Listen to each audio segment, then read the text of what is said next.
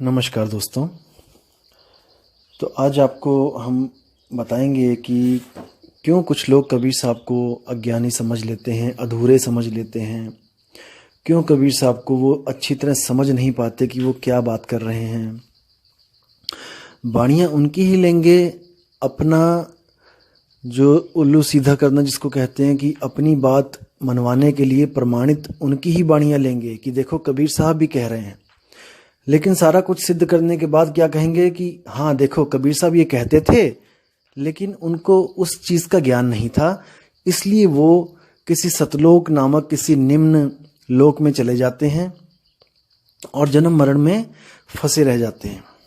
अब विचार करना दोस्तों, आपने देखा होगा कि कोई एक टीचर होता है जो पीएचडी करके आता है स्कूल में, और उसको पूरे स्कूल में हर क्लास के बच्चों को पढ़ाना होता है। वो 10वीं वालों को भी पढ़ाता है, अगला पीरियड जैसे होता है वो 12वीं वालों की कक्षा में जाता है, उसके बाद वो बीएससी वालों को भी पढ़ाता है। तो अलग अलग कक्षाओं में जाके वो अलग अलग बच्चों को ज्ञान देता है, ज्ञान समझाता है, लेकिन उसके ज्ञान में कोई कमी नहीं होती। वो पीएचडी कर चुका है। 10वीं वालों के पास जाके वो केवल 10वीं के सिलेबस के बारे में बताता है, और 12वीं वालों के पास जाकर वो केवल 12वीं के सिलेबस के बारे में बताता है, और बीएससी वालों को जाके वो बीएससी का सिलेबस समझाता है। तो अगर कोई कहे कि देखो उनकी वाणियों में उनके जो ज्ञान वो देते हैं, देखो 10वीं का ज्ञान है, उसमें 10वीं क्लास के बच्चों वाली बातें कर रहे हैं, तो वो बंदा उनको समझ नहीं पा रहा है। वो सोच रहा है कि वो केवल 10वीं तक की बात कर रहे हैं, इसलिए वो 10वीं में ही होंगे, शायद उनके पास 10वीं का ही ज्ञान है। और जो सोचता है कि देखो ये +2 या 12वीं की बातें कर रहे हैं, 12वीं का ज्ञान देते हैं, उनके नोट्स पढ़े होंगे कि टीचर ने क्या लिखा बच्चों को दिया, तो वो अपनी बुद्धि के अनुसार सोचता है कि शायद ये 12वीं तक ही पढ़े हैं। और जो बीएससी वाले हैं, वो उनके बारे में जब कोई पूछता है कि आपके टीचर कौन है, तो वो कहते हैं कि हमारे टीचर ये हैं और उनके ये नोट्स हैं। तो वो देखता है कि ये केवल बीएससी की पढ़ाई पढ़ा रहे हैं। हालांकि आपको भी पता है कि जो टीचर होता है वो पूर्ण होता है, और वो हर बच्चे को उसी के लेवल की बुद्धि के अनुसार पढ़ाता है। अगर कोई टीचर फर्स्ट क्लास के बच्चे को जाके 10वीं क्लास की पढ़ाई कराने लग जाए, तो वो आपको भी पता है कि वो समझ नहीं सकता। इन महाशय के साथ भी कुछ ऐसा ही अनहोनी घटना हो गई है, जो ये समझ नहीं पा रहे हैं कि कबीर साहब किसकी बात कर रहे हैं, कहाँ की बात कर रहे हैं। क्योंकि देखो धर्मदास की जो बुद्धि थी वो कहाँ तक काम करती थी। धर्मदास मूर्ति पूजा करते थे। आपको भी पता है कि धर्मदास और उनकी पत्नी जो थी वो मूर्ति पूजा करते थे। अब एक मूर्ति पूजक को तुम जाकर आत्मा परमात्मा की बात करोगे तो वो कभी नहीं समझ सकता, वो कभी नहीं जान सकता, क्योंकि उसको जो पुराने पंडितों ने, पुराने जो ऋषि मुनियों ने घोटा पिला रखा था कि ऐसे एक स्वर्ग होता है, वहां पर इंद्र होता है, और ये कृष्ण जी होते हैं, ये राम जी होते हैं, ये ऐसे पैदा हुए, ये ऐसे आए इस दुनिया में, ये लीला रची। तो इतना कुछ उनके दिमाग में भरा हुआ था कि वो आत्मा परमात्मा की बातों को नहीं समझ सकते थे। इसलिए कबीर साहब ने उनके ज्ञान को खट्टा करने के लिए, उनके ज्ञान को, जो उनको ज्ञान पढ़ा रखा था, जो रंग रखा था, उस रंग को फीका करने के लिए कबीर साहब ने एक कहानी की रचना करी। उस कहानी की रचना क्या करी कि एक सत्पुरुष था, सत्पुरुष के द्वारा ऐसे ऐसे हम पैदा हुए, और हम लोग काल के चक्कर में आके यहाँ फंस गए, और वही काल की जो घरवाली है वो शेरावाली माता है, और उसके 3 बच्चे हैं जो ब्रह्मा विष्णु महेश हैं, और उनसे ये सृष्टि चल रही है। और यही 5 हम सबको फंसाने के लिए ही ये सारी लीला करते हैं। जितने भी इन्होंने लीला करी हैं, ये सब जीव को फंसाने के लिए, अपने तक ही सीमित रखने के लिए ये लीला करते हैं। जब ये ज्ञान धर्मदास जी ने सुना और ये भी पूछा कबीर साहब से कि क्या ये सत्य है, देखो एक बार में विश्वास नहीं किया, उन्होंने समझाया कि हाँ यही सत्य है, तो उनके मन से इन 5 के लिए श्रद्धा खत्म हो गई। देखो पहले तो आपकी श्रद्धा खत्म करवानी पड़ेगी, जिन आप पुरानी श्रद्धाओं में लगे हुए हो।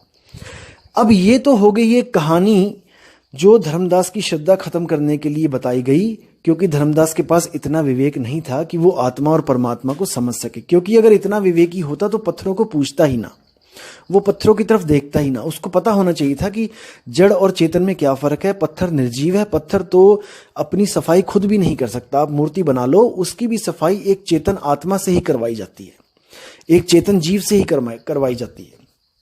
इसलिए इन महाशय ने क्या सोचा कि सतलोक जो है वो वही लोक है जहां से कबीर साहब आते हैं।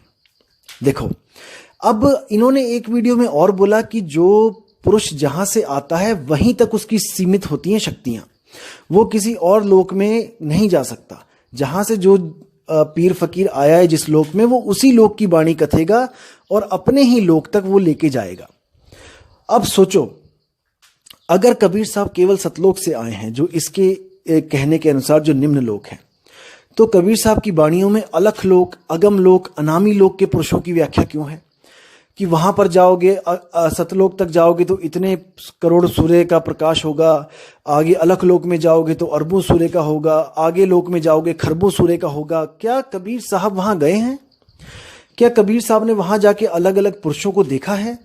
अगर उन्होंने पुरुषों को देखा है जो आगे से आगे और ज्यादा खरबों अरबों सूरज के जो है समान प्रकाशित है, तो वो वापस सतलोक में क्यों आएंगे? क्योंकि सतलोक से ज्यादा तो अलख लोक में सूरज चमक रहे हैं, उससे ज्यादा तो अकह लोक में चमक रहे हैं, अनामी लोक में चमक रहे हैं। तो कोई अपनी आत्मा के साथ इतना बड़ा धोखा कैसे कर सकता है कि वो अच्छी वस्तु छोड़ के घटिया लोक में आ जाए? आप खुद सोचिए, आपके पास मौका है कोई भी चीज लेने का बाजार से, आप अच्छी चीज लेके आओगे कि घटिया चीज लेके आओगे, और परख करने के बाद आपको पता भी लग गया कि ये आदमी घटिया चीज दे रहा है, तो क्या आप उस चीज को आप उसको एक्सेप्ट करोगे? कभी नहीं करोगे। तो इसकी बुद्धि जो है वहीं तक चल रही है जहां तक ये चलाना चाहता है। जहां तो इसको लगता है कि आत्मज्ञान के कुछ प्रमाण देने चाहिए, वहां तो ये कबीर साहब की वाणियां आपको प्रमाणित कर देता है कि देखो कबीर साहब कह रहे हैं कि आत्मा के बारे में ऐसे ऐसे कह रहे हैं।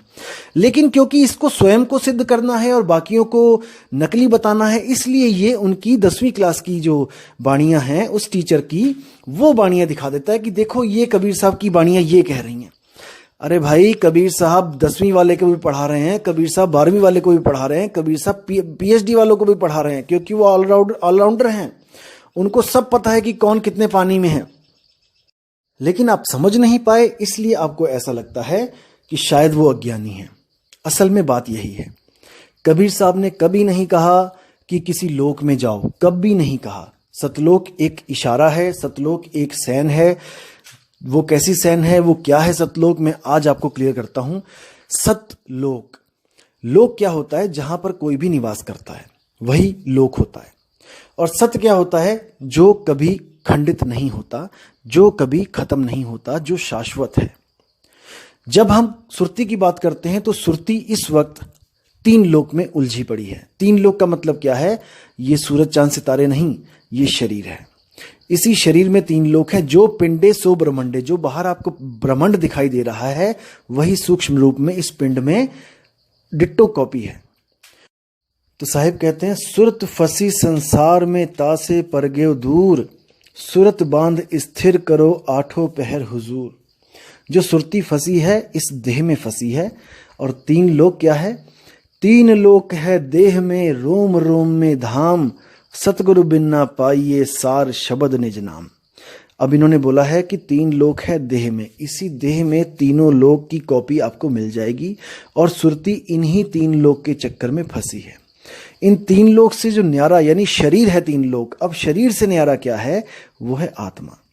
जब तक वो आत्मा को नहीं प्राप्त करेगी, जब तक वो इस ही शरीर में रहेगी और इसी शरीर से जन्म और मरण के चक्कर में पड़ी रहेगी। तो दिक्कत यहां पे आती है कि ये अपने अलावा किसी की भी बात को सत्य नहीं मानना चाहते हैं। दिक्कत ये है, ये चाहते हैं कि इनको जो अनुभूति हो गई है बस वही परम सत्य है। ये एक तरह से स्वयंभू बन गए हैं, स्वयंभू। तो स्वयंभू के लिए कबीर साहब ने बोला है कि बड़े बड़े स्वयंभू यहाँ पे आए जिन्होंने बिना गुरु के ज्ञान प्राप्त किया, जैसे महात्मा बुद्ध भी थे। तो उन स्वयंभू, वो स्वयंभू भी उस तत्व को नहीं प्राप्त कर पाए जो निहित तत्व है, जो तत्वों से परे है। उसको तत्व क्यों बोला? क्योंकि उसकी भी कोई हस्ती है। जैसे 5 तत्वों की अपनी अपनी हस्ती है, वैसे ही उसकी भी अपनी हस्ती है, लेकिन वो इन 5 तत्वों जैसा नहीं है। ये 5 तत्व माया के अधीन है, ये बदलते रहते हैं, ये बनते और बिगड़ते रहते हैं, लेकिन वो जो नी तत्व है वो बनने और बिगड़ने से न्यारा है। वो कभी नहीं बनता बिगड़ता, इसीलिए उसको सच्चा शब्द बोला गया है, सच्ची नाद बोली गई है, सच्ची धुन बोली गई है। लेकिन ये धुन अनहद धुन से कैसे अलग है ये आपको मैं अगली वीडियो में बताऊंगा, क्योंकि अभी धुन में भी कंसेप्ट क्लियर करना है कि धुन क्या होती है। आधों को तो ये भी नहीं पता है कि धुन होती भी है, और कुछ को पता है कि धुन होती है, लेकिन धुन और धुन में फर्क है। सार शब्द की धुन और अनहद धुन में फर्क है। वो क्या फर्क है वो अगली वीडियो में आपके साथ शेयर करूंगा। तब तक के लिए आप इस वीडियो पे विचार करें, और कोई भी सवाल हो तो आप मुझे मेल कर सकते हैं। साहिब बंदगी सतनाम।